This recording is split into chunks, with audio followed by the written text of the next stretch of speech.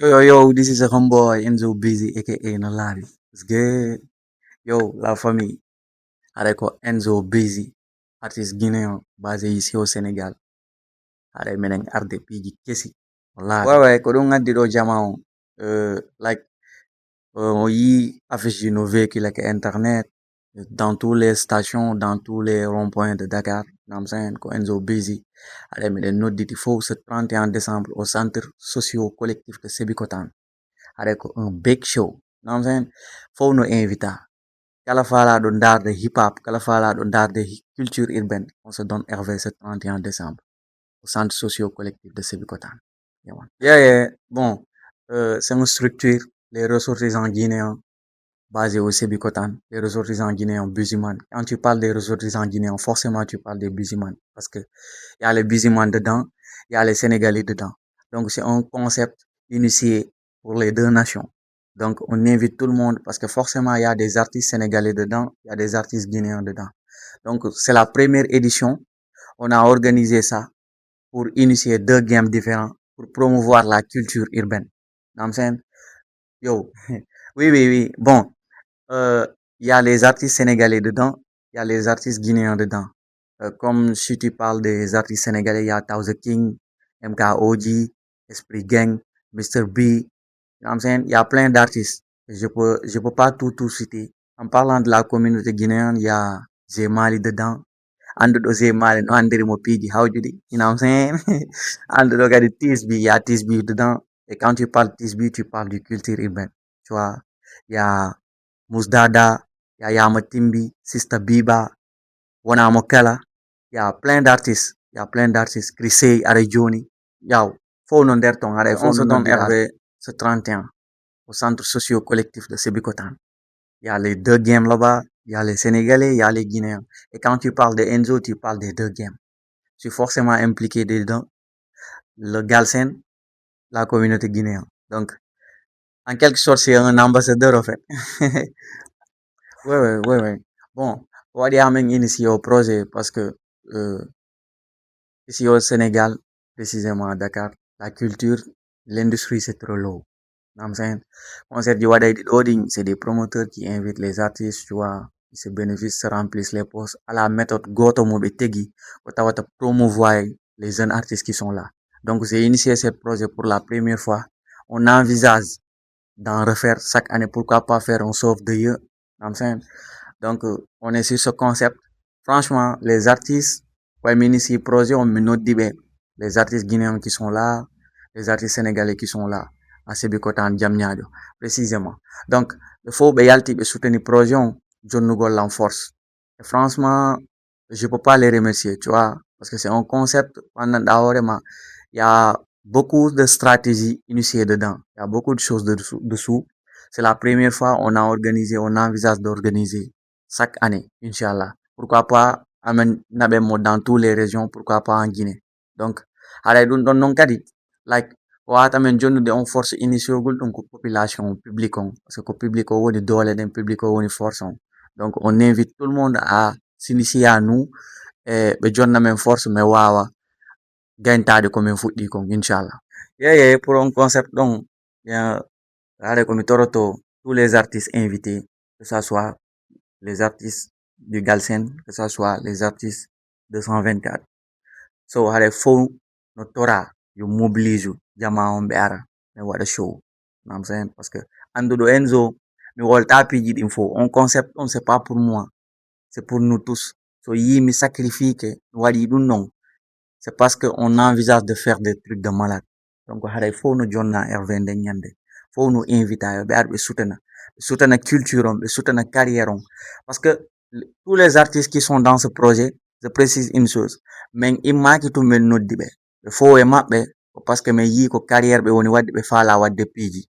Ko artiste ɓe marɓe talent, artiste ɓe marɓe avenir. Donc min nodditiɓe e projet, yerɓe mi yewtidi e mumɓe, bien sûr. Mi wawani yoddude fof parce que date on hari woni seere. Like, j'étais pas là, komi arti mi prévoit ɗum ɗon. Donc haɗa woɓɓe ɓen kadi yoɓe faamu no affaire o woniri non. Sago amen non fof tawete. Mais comme c'est une première édition, on maintient cette la deuxième édition, on va essayer de hisser la barre très haute pour tout le monde. So haɗa yiɗen ɗo, faut non nodita, il faut aro à l'heure, surtout à l'heure, parce qu'il y a des initiatives prises. L'organisation est très mise en place plutôt. Yeah, ouais, bon, pour la sécurité, ne vous en faites pas. Il y a la gendarmerie, on a pris toutes les initiatives pour ça. So, sécurité totale. Goto ala ko hulata. Baru, afala jonni, en fait, ɗo en waɗata ko ɗuɗi quoi, en jonni ɓe juste une annonce, ɓe anda piiji kesi no arde, yo ɓe hetto message ji ɗi.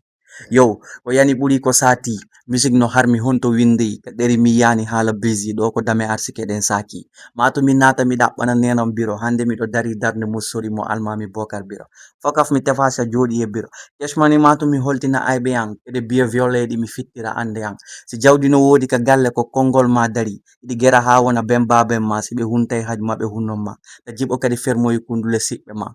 Bawe kanji tun nyawdata nyaw docteur ma, sumu sudu yonda e nyemete jommu si kiltiro marsay ma yoɓon jommu. Mo mbuɗi yangali ko tawde o ɓornaki paɗe ben makko. RVC 31 décembre. Ouais, ouais, bon. Andi ben ɗin affiche ɗi wonɗo yiide ɗon, like mi wawata wadde événement, on a décidé avec l'équipe ko ɓen parrain ɓe yotton ɗon c'est des parrains ɓe andanɗa hoorema ɓe neɓu soutenir piiji ɗin quoi, tu vois. Donc mi yewti entre équipe min ndaari min tawi mi wawata wadde première édition mi ronka ɓe haalande par ce que ko yimɓe ɓoowiɓe soutenir piiji ɗin quoi. Donc mi wawata surtout wadde goɗɗum hara min noddaɗo ɓe sina ɗum ande faami ɗum. Bon, haɗa fof no noddita kadi les parrains. Fof ɗum noddita ko ɗo mo sali depuis France. You know what I'm saying? Yo xam nga num demee kenn du la wax yow. Ñoo ngi lay woo miɗen habbima faami. Donc aɗa parrain histo kadi depuis la France aɗa mo noddita. Kenn du la wax an yiɗa andi piiji ɗin honno woniri. Bon. Yo, no labi, aka, this is the boy, Enjo Busy, no labi, gang shit. Hare jama fo no dita, le 31 décembre do, toute la population sénégalo-guinéenne, are fo no bora, au centre socio-collectif de Sébikotane, le 31 décembre. Are ko ngaru kenchon de aweta. Oiga, no labi, gang, no ngandi no mo andira, no Enjo Busy, no labi, gang. Are wai, ingo demo tu mer ko mi are parem bebendo, mi mer do pare njo wai, ko bappira wa men kadi. Ondo France kadi wai. Non kadi mi andi mi heɓata événement oɗon karde walla oɗon mi ronka mo yiɗa si mi yiyatamo mi andi o waɗay goɗɗum ɓaade mi noddi kisto kadi mo abbora fota wona seeɗa certi ke mo wadde ɓuyi e famille o minen fof mi andi wawi ten exemple ay minen ɗo somi ƴetta exemple koye makko mi ƴettata exemple aɗa surtout min habbori mo fota wona seeɗa fof kadi noddita paremɓe ɓen fof noddita mi kisto alawa makko ay dixi aka boy this is a boy Enjo Busy no laaɓi gang shit Ko ɗo yewtiri ɗon aɗa fof no noddita quoi. You know what I'm saying?